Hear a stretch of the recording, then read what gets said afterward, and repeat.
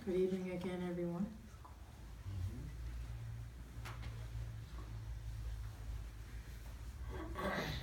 I'd like to start the talk about forming deep, authentic connections with other people with a writing by Rumi, where he says, "Forget the world and so command the world. Be a lamp or a lifeboat or a ladder. Help someone's soul heal. Walk out of your house like a shepherd. Stay in the spiritual fire. Let it cook you. Be a well-baked loaf and lord of the table. Come and be served to your brothers. You have been a source of pain. Now you'll be a delight. You have been an unsafe house. Now you'll be the one who sees into the invisible. I said this and a voice came to my ear. If you become this, you will be that." Then silence. And now more silence. A mouth is not for talking. A mouth is for tasting this sweetness.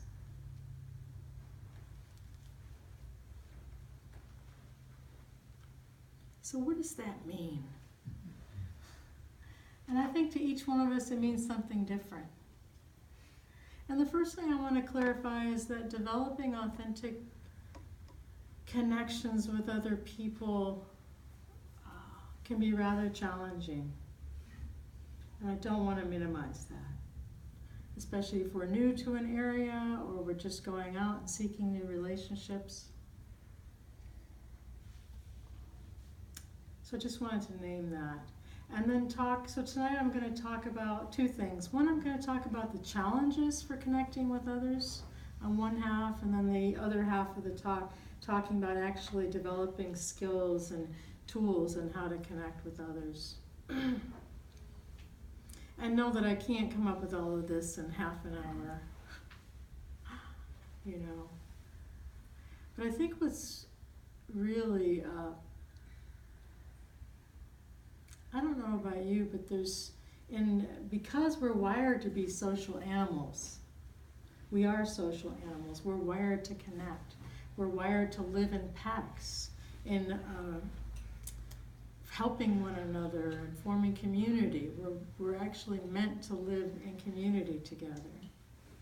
And because we're wired that way, and most of us, when we connect to our inner being and we start to meditate and connect to our hearts, there's this deep inner yearning, a longing to be seen by others, to connect with others, to love others, to be loved by others.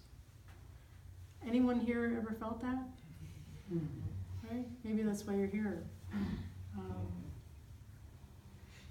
And yet it's very challenging, especially in our culture today. I don't think that our culture promotes deep, authentic connection today. And it seems like we're moving further and further away from that potentiality. And yet, because of that, we have loneliness is at epidemic proportions today. I've seen 40% of all adults are suffering from severe loneliness, up to 60%. That's a lot of loneliness. And we can go on and on about why we're getting lonelier,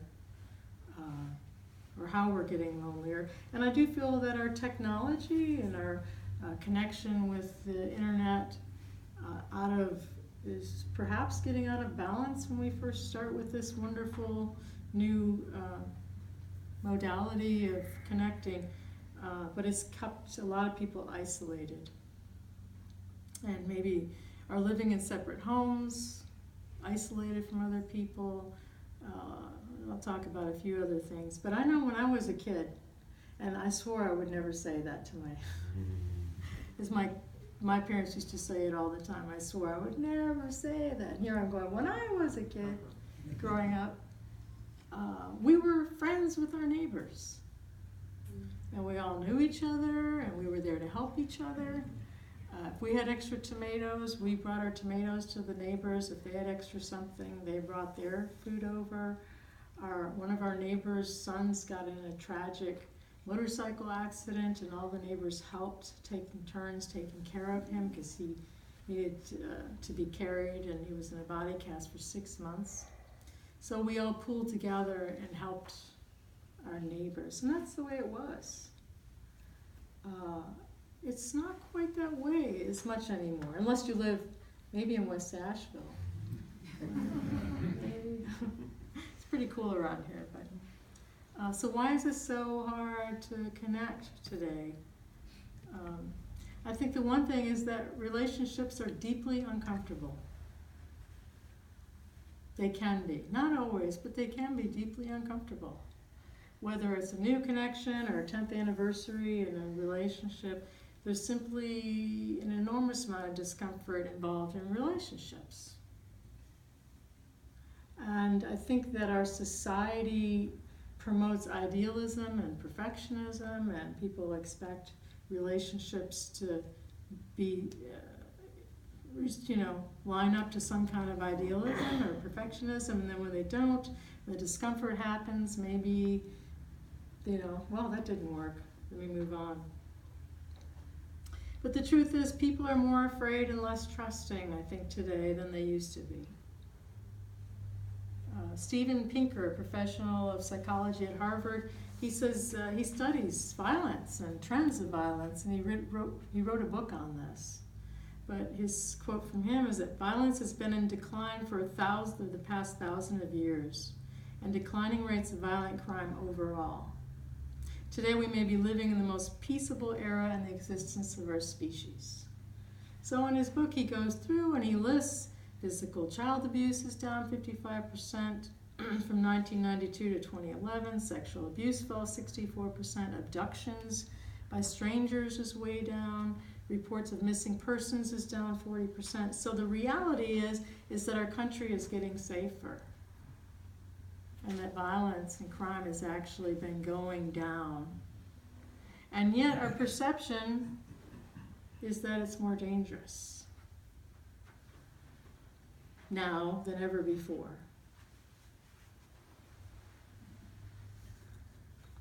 What's that about? If that's true, if he's professor of psychology at Harvard is reading his statistics correctly, we can postulate maybe it's because our media news sources are for profit, and so they're maybe sensationalizing the negativity, and that we're being conditioned to think things are worse than ever before. But things were more dangerous when I was a kid and we were allowed to play outside. We'd go riding our bike throughout all the community. So that's the first thing. I think people are afraid, and they have an exaggerated sense of the danger of the world and other people. The second thing I think why it's so hard to connect is I think people are afraid of rejection and ostracism.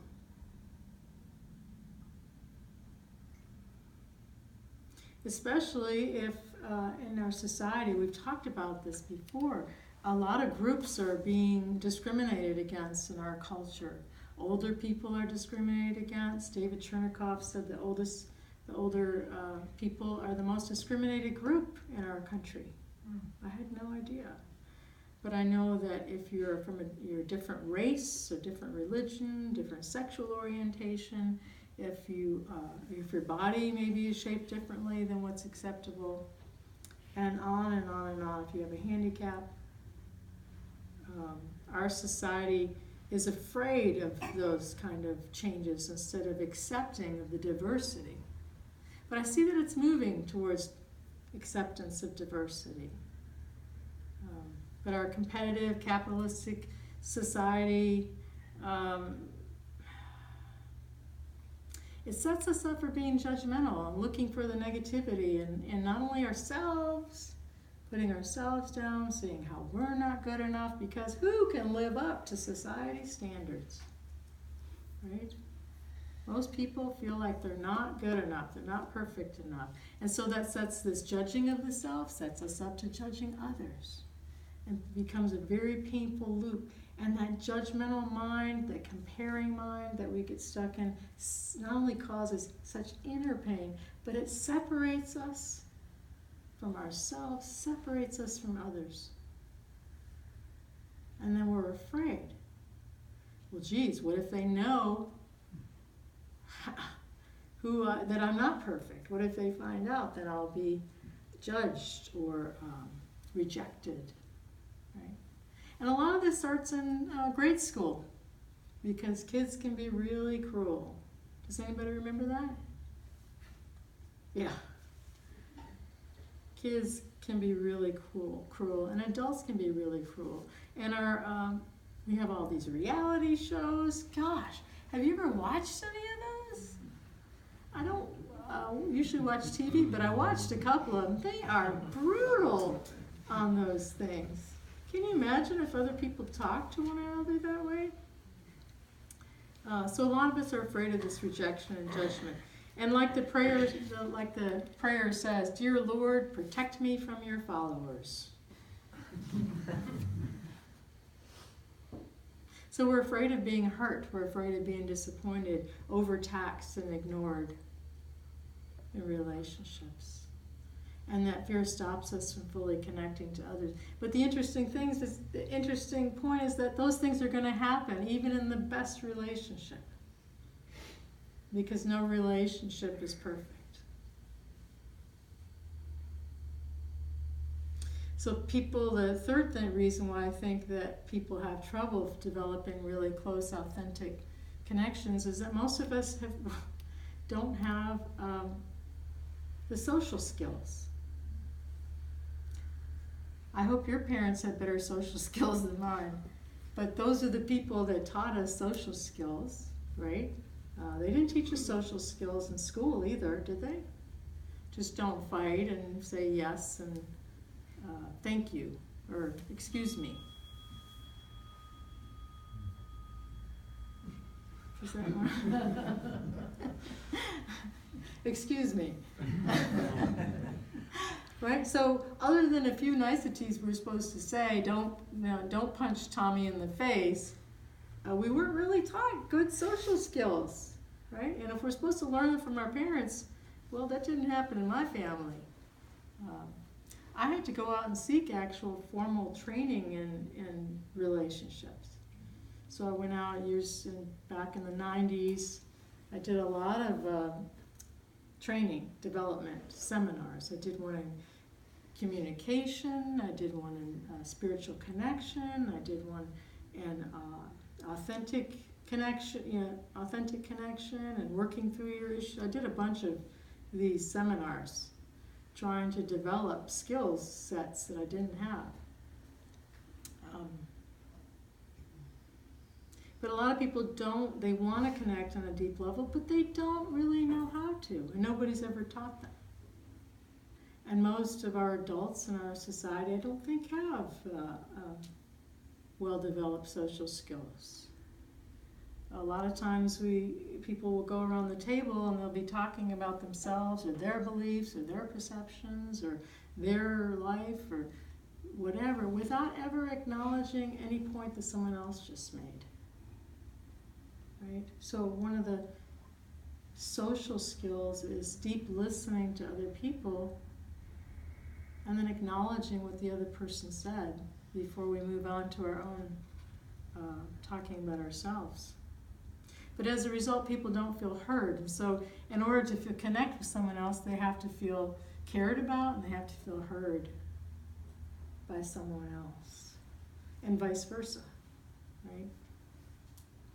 I was on about my 4th meditation Vipassana retreat when I realized that this makeup, this Ronya being, was so self-absorbed. And it was shocking because I heard that every conversation was about me. How can Ronya get what she needs? How can she get what she wants? How can she get back at this? How can she, how can I, me. Everyone say it together, me.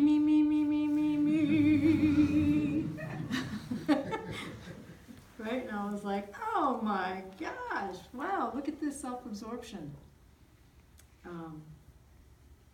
Anyhow, that's the first insight we have to see in our practice, is how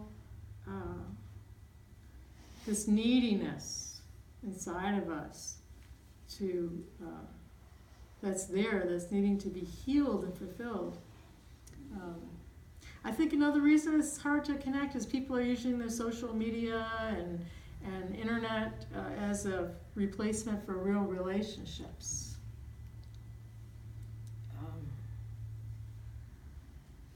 And we could go on, that's another whole talk, but we won't go there. So let's talk about developing a connected, authentic relationship. The one thing, I think the very first point that needs to be brought up, at least it has been in my own spiritual practice, is that trying to form deep, authentic connections with others until I've befriended myself is a losing battle.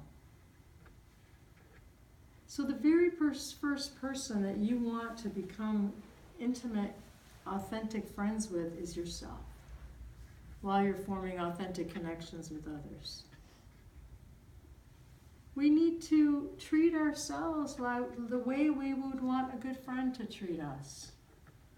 Right? We need to hear how we're saying negative things to ourselves and change that. Say the really kind things to ourselves. Be patient with ourselves.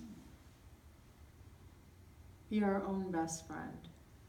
So to me, that's the very most important thing, to heal ourselves. So hopefully when you're trying to develop a close, connected, authentic relationship, you find someone that you're compatible with and is fairly emotionally healthy person. So while you're befriending yourself and becoming your own best friend, the second thing you want to do in forming these relationships is to bring courage to the table. Bring courage center stage and be willing to take risks. A lot of you took risks tonight, coming early, having tea, meeting other people. Did anybody feel their heart beating a little hard, maybe getting a little nervous, or adrenaline, right? It takes courage to put yourself out there, to put yourself in situations, right? So we want to try to seek hopefully like-minded people, finding groups of like-minded people, and take the initiative to connect with others. Take the initiative to walk up to others, find out about others, ask them questions, show interest in the other person. Find something that you and the other person have in common that you can talk about. Right? And then once you find out something about them that you have in common, then you can say, oh, I have that in common too, and then find that commonality that you can connect with. Right? Like, I heard a conversation from two of you tonight about coyotes, and you both were talking about how wily coyotes were in different examples. So you found the coyote to connect with, right? That was really cool. Who would have thought coyote? Anyhow, so yeah. And then the next time you see that person, you want to keep making the initiative to connect again. You're not going to become best friends for the first time you have a conversation, right? It's going to take some persistence, some effort. If they said that they're going to the doctor or having some procedure or something going on in their life, the next time you see them, ask them how their procedure, whatever it is that's going on in their life. If they're struggling, having a hard time, ask them about it the next time you see them, right? So this is being courageous and taking risks. In fact, I got an email last night from a woman who was coming here, and she said she's quitting because she doesn't feel connected to anybody here. And this is not the first time I've heard that. of course, I'm not going to ask you, well, did you take risks? Were you courageous? Were you persistent? But it does take that, because everybody else is in their own shell of, fear, or their hurt or trauma or whatever they've been through in the past. The third thing I would say is, when you're trying to connect to someone, is breathe. Take a deep breath. We tend to go, ugh. Do you know what I'm talking about? Yeah, take a deep breath. Make sure you keep breathing. Take care of the fear body. If you're feeling that fear, that anxiety, really bring your awareness to it while you're connecting with that person. Maybe bring your hand to your belly or something while you're talking to them. Take care of that little child who's afraid of being rejected. That little child gets to be held with kindness as well. The one thing we want to do is try to drop our limiting stories while we're connecting to others. So if we have this little, the angel on one side, the demon on the other shoulder, and if the little demon is saying, no, they're not going to like you, nobody likes you, or whatever the negative things, try to stop those limiting stories and not listen to the fearful one. If you can't drop limiting stories and you just feel so bad about yourself that the fear of connecting with others is too great and it's just too overwhelming, then you might want to go get some more professional help and to help you feel more safe and courageous. I like to practice soft belly, open heart. So while I'm breathing, keep reminding myself, soft belly, open heart. Soft belly, open heart. Over and over and over again. Connect with your body. Make sure it's not, you can't really connect to people if we're all tight and closed off and not even turning towards them. We want to make eye contact. We want to show them that we're receptive on a physical level if we can. And the first thing it starts is by opening ourselves up to some degree.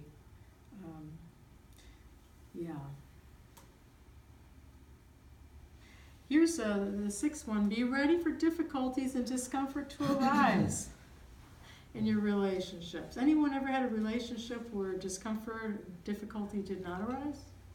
I mean, in none of my relationships does it arise. Yeah, you're full of I'm it very too. skilled. Will you be my friend?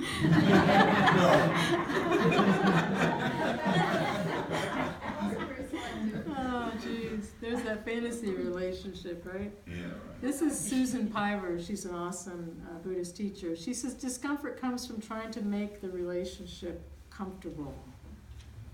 Discomfort comes from trying to make the relationship comfortable. She goes on to say that at the root of the discomfort is the delusion that we will never be uncomfortable, that we could eventually find the right person and relax.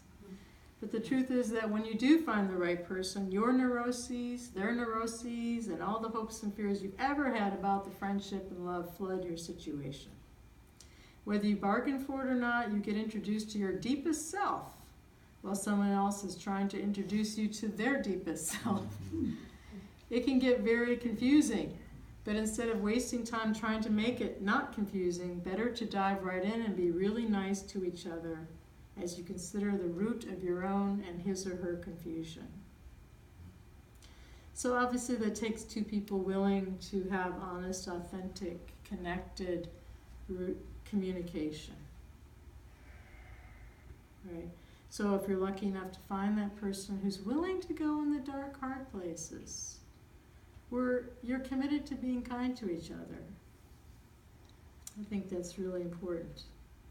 The best thing that you can do for any relationship is practicing Vipassana insight meditation practice.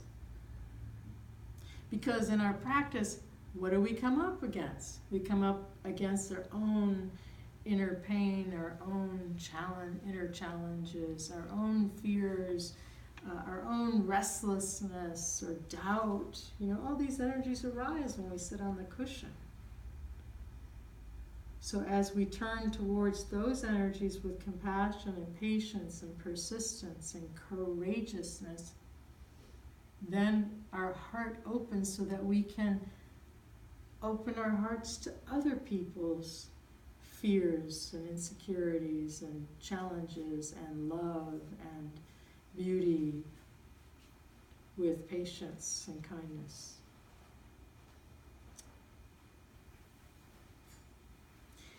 So the Buddha, what did the Buddha say about relationships? He said a lot about relationships. He really valued relationships. Except for one situation, I think I've told this story before. A man came in and was screaming at Buddha and hurling all these abuses at him. And he let the man scream and scream and scream. And then when the man quit screaming, he asked him, he said, so if you were to try and give someone a gift and that person refused the gift, who would the gift then belong to? And the man said, well, I guess it would belong to me. And he said, okay, well then I refuse your gift of abuse.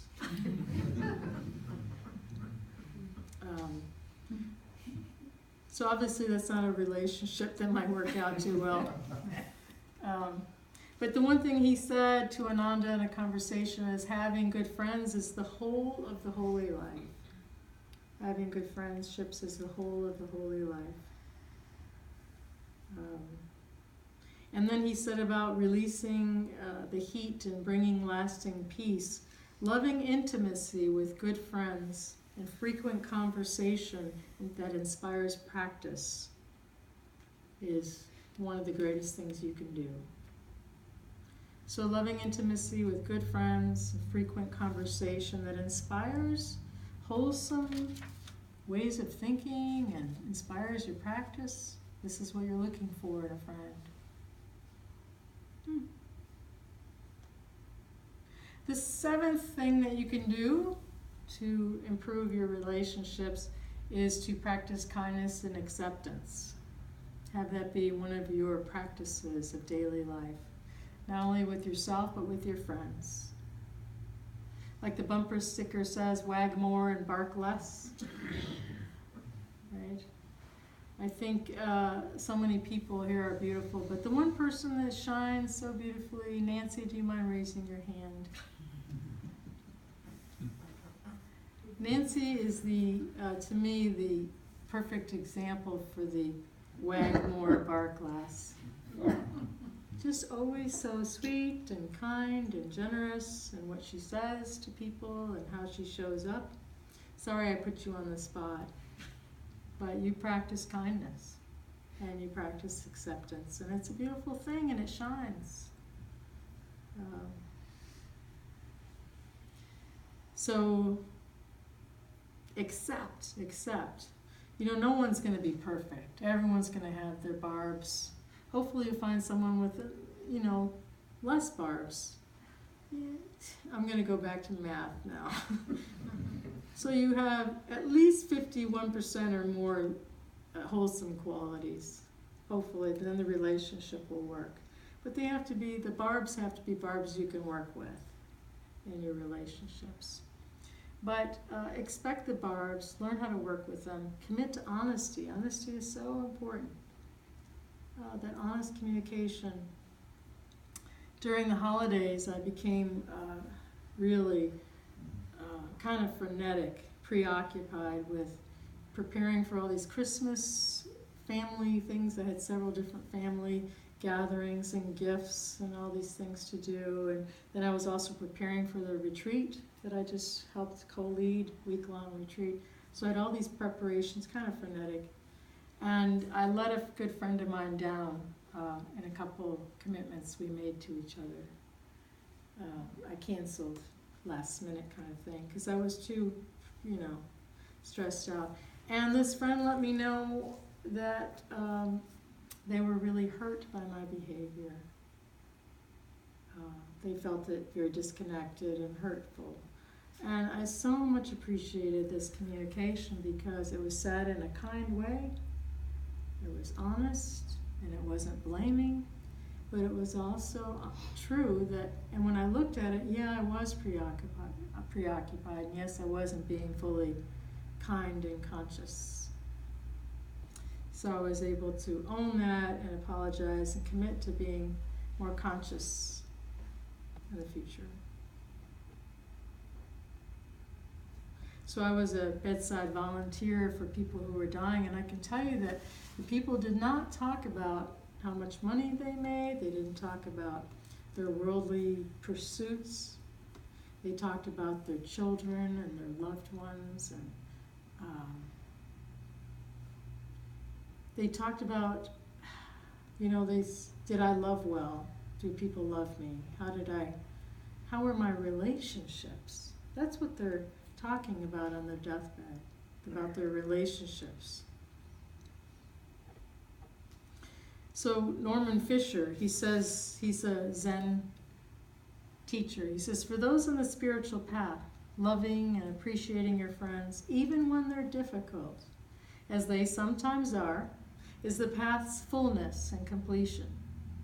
Friendship ripens and deepens our capacity for compassion. Emerson called friendship the masterpiece of nature.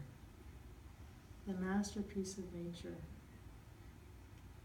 So, loving and supporting one another unselfishly, being kind to one another, communicating honestly and vulnerably, soft belly, open heart, without blaming one another, accepting each other's barbs as they are, to me is one of the highest expressions of our spiritual life and our highest self, and moves us further on the path, on the spiritual path, because we're not here alone.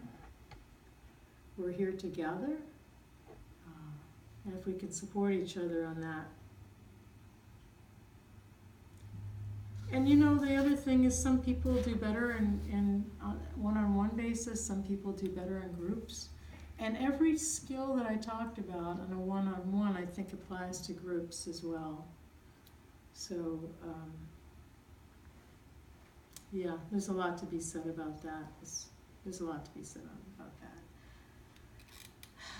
So thank you all for your deep listening, for your kind attention.